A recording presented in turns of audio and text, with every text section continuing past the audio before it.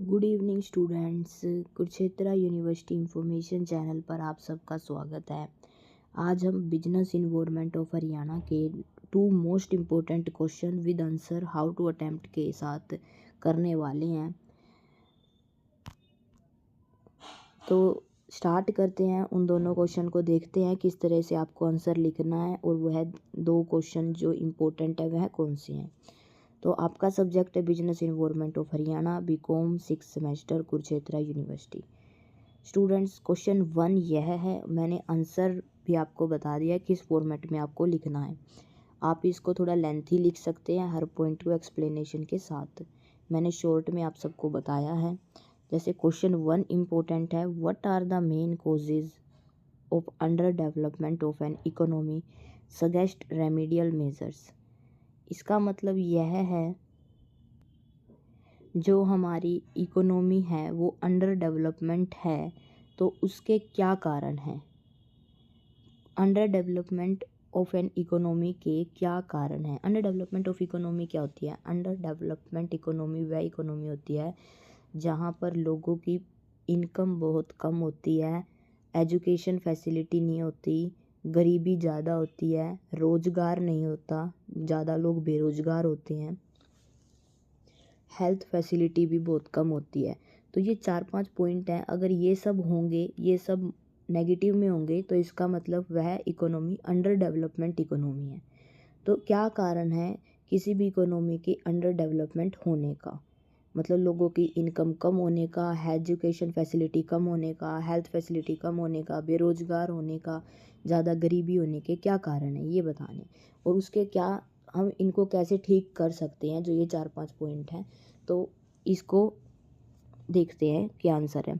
Introduction लिखना है सबसे पहले आप सबको। An under developed economy is one where the level of income is low. जैसा मैंने बताया, जहाँ पर लोगों की इनकम कम होती है, पॉवर्टी इज़ हाई, ज़्यादा गरीबी होती है, and people do not get proper facility of education, जहाँ पर लोगों को एजुकेशन की प्रॉपर फैसिलिटी नहीं मिलती, बहुत से लोग अशिक्षित होते हैं।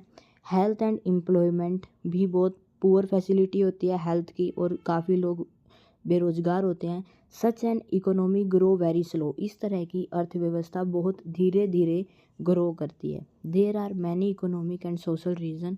इसके बहुत सारे इकोनॉमिक और सोशल रीज़न हैं अंडर डेवलप होने के, लेकिन by taking proper step this problem can be reduce. हम अगर सही स्टेप लेंगे तो हम इस समस्या को सॉल्व आउट कर सकते हैं। अब हम देखते हैं main causes of under development. क्या कारण हैं किसी भी इकोनॉमी के अंडर डेवलपमेंट होने के? Rapid growth of population. आपको समझ आ गया होगा I think. Under development economy क्या होती है? जहाँ पर लोगों की पैसा बहुत कम होता है, इनकम बहुत कम होती है, गरीबी ज़्यादा होती है, हेल्थ फैसिलिटी अच्छी नहीं होती, एजुकेशन फैसिलिटी अच्छी नहीं होती, और एम्प्लॉयमेंट भी बहुत कम होती है, यानी बहुत ज़्यादा लोग बेरोज़गार होते हैं। तो इन सब के क्या कारण है? सबसे पहला कारण है rapid growth of population. High population increases the burden on resources and reduce per capita income. यानी जब ज़्यादा पॉपुलेशन इंक्रीज होगी तो रिसोर्सेज पर बर्डन बढ़ेगा, जिससे हर व्यक्ति की जो पर कैपिटा इनकम है वह कम होगी। स्टूडेंट्स, आप इस बात को ध्यान से समझना। जैसे रिसोर्सेज की डिमांड बढ़ेगी तो जो लोगों की कैपिटल है, जो उनकी इनकम है, वह उन पर इफ़ेक्ट पड़ेगा, उनकी परचेजिंग पावर कम हो जाएगी। जैसे ही रिसोर्सेज की डिमांड जब ज़्यादा लोग ख़रीदने की कोशिश करेंगे तो उसके दाम बढ़ जाएंगे। दाम बढ़ जाएंगे तो वह पहले वो 40 में मिल रही थी सपोज़, तो अब वह 60 या 100 में मिलेगी, तो उसकी परचेजिंग पावर कम हो जाती है, उस इनकम की वैल्यू रिड्यूस हो जाती है। तो ये मेन कारण है कि हमारी जो इकोनॉमी है, जो भी इकोनॉमी है वो अंडर डेवलपमेंट होने की ये मेन कारण है। नेक्स्ट है स्टूडेंट्स, इसको एक एग्जांपल के थ्रू और समझ सकते हैं अगर आपको यह समझ नहीं आया तो। रैपिड ग्रोथ ऑफ पॉपुलेशन कैसे हमारी इकोनॉमी अंडर डेवलपमेंट को इफ़ेक्ट करती है, कोज है ये हो सकता है कि जो हमारे जैसे अगर हम स्टूडेंट्स तैयारी करते हैं जॉब्स की, नौकरी की, तो काफ़ी सपोज 200 स्टूडेंट्स प्रिपरेशन कर रहे हैं जॉब की, लेकिन रिक्रूटमेंट सिर्फ 100 स्टूडेंट की हो रही है, तो वहाँ पर 100 स्टूडेंट लेफ़्ट रह गए, बच गए, उनकी जॉब नहीं लगी, तो वो बेरोज़गार हो गए। क्यों? क्योंकि पॉपुलेशन ज़्यादा है। अगर पॉपुलेशन कम हो, 100 ही होती, तो हम उसको मैनेज कर सकते थे। ये एक एग्ज़ाम्पल के थ्रू मैंने समझाने की कोशिश की है कि जैसे पॉपुलेशन बढ़ेगी तो वो इकोनॉमी पर भी इफ़ेक्ट डालेगी। नेक्स्ट है low level of education. Illiteracy and lack of skills reduce the efficiency and productivity of workers. देखिए स्टूडेंट्स, जैसे ही हमारे इकोनॉमी में कोई प्रोडक्टिव वर्क होगा, एफिशिएंसी से काम होगा, तो हमारी इंडस्ट्री ग्रो करेगी और इससे हमारी इकोनॉमी डेवलप होगी। लेकिन जब लोगों के पास स्किल नहीं होगी, एजुकेशन नहीं होगी, तो वो काम कैसे कर पाएंगे? एफिशिएंसी के साथ काम नहीं कर पाएंगे और प्रोडक्टिविटी ऑफ वर्कर काफ़ी कम हो जाएगी। इससे हमारी इकोनॉमी डेवलप नहीं कर पाएगी। तो एजुकेशन कम होने का भी मेन कारण है अंडर डेवलपमेंट। अगर एजुकेशन कम होगी तो अंडर डेवलपमेंट इकोनॉमी भी होगी। नेक्स्ट है weak infrastructure. Poor roads, electricity, transport and communication slow down economic growth. अगर हमारा इंफ्रास्ट्रक्चर पुअर होगा तो हमारी इकोनॉमिक ग्रोथ स्लो होगी। कैसे? जैसे अगर हमें एक प्लेस से दूसरे प्लेस पर गुड्स को सप्लाई करना है, अगर ट्रांसपोर्ट सही नहीं होगा तो वहाँ पे डिले होगा, जो मैनेजमेंट को डिस्टर्ब करेगा। अगर कम्युनिकेशन सही नहीं होगी, टेलीफोन्स ये वगैरह चलेंगे नहीं, तो हम अपने बिजनेस को आगे बढ़ाने में भी एक ये बैरियर से लग जाते हैं। इसलिए वीक इंफ्रास्ट्रक्चर भी हमारे इकोनॉमिक ग्रोथ को रोकता है। तो ये थे 3 मेन कारण जो मैंने बताए किसी भी इकोनॉमी के अंडर डेवलपमेंट होने के 3 कारण। आगे भी देखेंगे हम कोजेज़। नेक्स्ट कोजेज़ हैं किसी भी इकोनॉमी के अंडर डेवलपमेंट होने के। Dependence on agriculture. Most people depend on agriculture which gives low and uncertain income. ज़्यादातर लोग एग्रीकल्चर खेती पर डिपेंड होते हैं, जिससे उनकी इनकम अनसर्टेन रहती है, यानी और कोई काम नहीं करते, सिर्फ टोटली एग्रीकल्चर पर डिपेंड रहते हैं। जैसे एग्रीकल्चर पर डिपेंड रहते हैं तो मौसम भी चेंज होते रहते हैं, तो किसी टाइम ज़्यादा रेन हो जाती है तो उनकी फसल ख़राब हो जाती है, इसलिए उनकी इनकम सर्टेन नहीं होती, अनसर्टेन होती है। फिफ्थ है technological backwardness. Use of old methods and machines result in low production and low productivity. अगर हम आज भी ओल्ड मेथड्स का यूज़ करेंगे, machines result in low production and low productivity, तो हमारा जो मशीन्स हैं उनकी लो प्रोडक्शन होगी और प्रोडक्टिविटी भी कम होगी। तो हमें जो टेक्नोलॉजी के साथ आगे बढ़ना चाहिए, तभी हमारी इकोनॉमी ग्रो करती है। अगर हम टेक्नोलॉजी को पीछे छोड़ देंगे तो हमारी इकोनॉमी की ग्रोथ स्लो हो जाएगी। नेक्स्ट कोज है student slow capital formation, low saving and low investment reduce the rate of economic growth.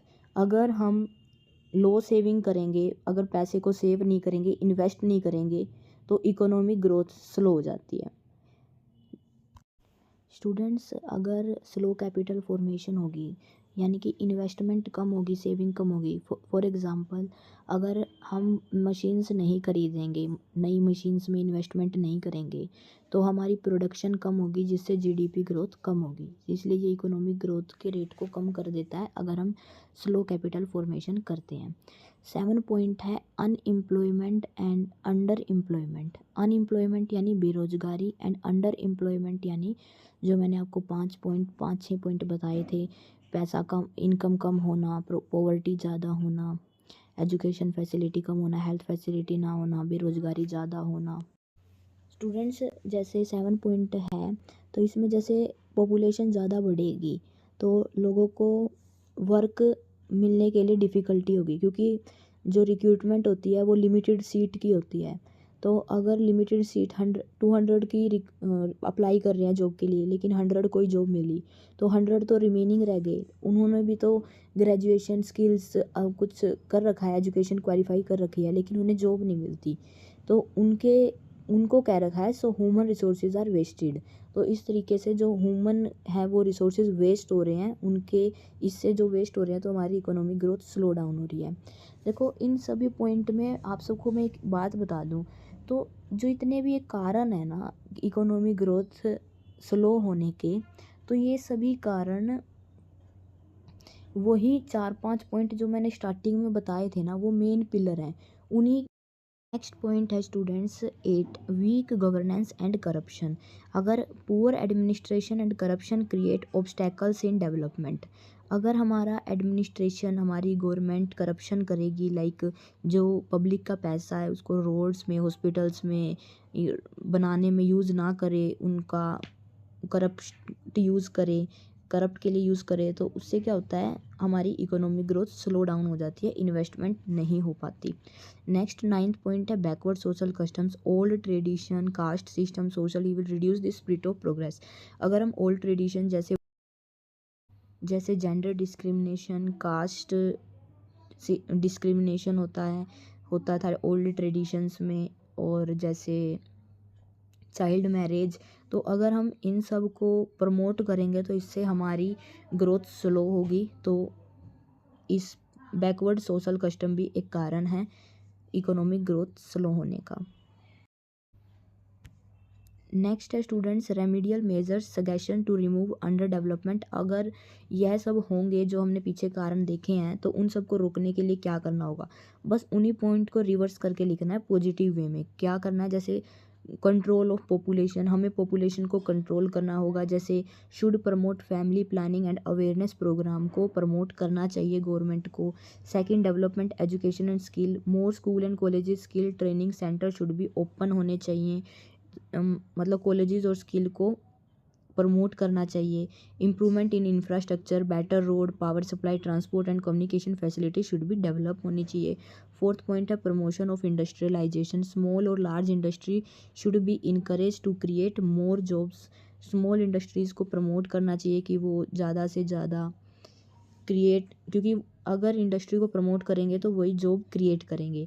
Use of modern technology, modern machines technique should be used in agriculture and industry में use करनी चाहिए।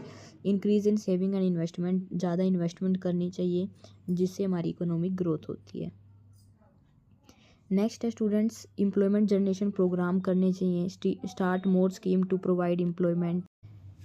Government को ऐसी scheme generate बनानी चाहिए, promote करनी चाहिए programme, ताकि जो लोग अनएम्प्लॉयमेंट हैं एजुकेशन क्वालिफाई करके भी उनको भी जॉब मिल सके। नेक्स्ट है 8th point improvement in governance, जो एडमिनिस्ट्रेशन है should be efficient and corruption should be control होना चाहिए। जो पब्लिक का पैसा सही जगह यूज़ होना चाहिए, इन्वेस्टमेंट के लिए यूज़ होना चाहिए। 9th पॉइंट है social reform, backward social custom should be removed, हटा देने चाहिए जो सोशल कस्टम्स हैं जो हमारी इकोनॉमिक ग्रोथ को रोकते हैं, और scientific thinking should be promoted करनी चाहिए। तो आपको इस वे से इस क्वेश्चन का आंसर लिखना है। At last conclusion, in conclusion under development is caused by many economic and social factor. If proper steps are taken to improve education, infrastructure, technology, investment and governance, and under development economy can achieve rapid economic development. Students यह है question 1, आपको इस वे से attempt करना है exam में। Introduction, causes and then remedial measures, and last में conclusion के साथ आपको आंसर को एंड करना है। इस वे से आप एग्ज़ाम में लिखेंगे तो आपको फुल मार्क्स लेने से कोई नहीं रोक सकता। देखिए थोड़ा एक्सप्लेनेशन मैंने कम दी है, जो कोजेस जैसे पॉइंट्स हैं तो इनकी एक्सप्लेनेशन थोड़ी और देना आपके लिए बेनिफिट रहेगा, और एट लास्ट कंक्लूज़न लिखना ज़रूरी है। अगर आपको मेरी एक्सप्लेनेशन अच्छी लग रही है तो स्टूडेंट्स वीडियो को लाइक करें। अगर आप ऐसी और वीडियो चाहते हैं तो चैनल को सब्सक्राइब करें, और कमेंट करके बताएं नेक्स्ट आपको किस टॉपिक पर चाहिए, आपको किस टॉपिक में कंफ्यूजन आ रही है, ताकि मैं उस पर भी वीडियो बनाऊं और आपकी प्रॉब्लम सॉर्ट आउट करें। स्टूडेंट्स नेक्स्ट क्वेश्चन और डिस्कस कर लेते हैं हम क्वेश्चन। स्टूडेंट्स क्वेश्चन सेकंड हम अब नेक्स्ट वीडियो में डिस्कस करेंगे, क्योंकि ये वीडियो लेंथी हो गई है, आप सबके लिए देखने के लिए मतलब सुविधाजनक हो, तो इसलिए मैं शॉर्ट वीडियो ही बनाने की कोशिश की है मैंने। तो ये भी लेंथी है, लेकिन इसमें हम क्वेश्चन सेकंड डिस्कस नहीं करेंगे। तो क्वेश्चन सेकंड की नेक्स्ट वीडियो आएगी। अगर आपको ये एक्सप्लेनेशन ठीक अच्छी लगी तो कमेंट में बताना, और इस तरह से एक्सप्लेनेशन चाहते हो तो आप बता देना। अगर नहीं चाहते हो तो सिर्फ क्वेश्चन आंसर की वीडियो चाहते हो तो वह भी बता देना। Thanks for watching.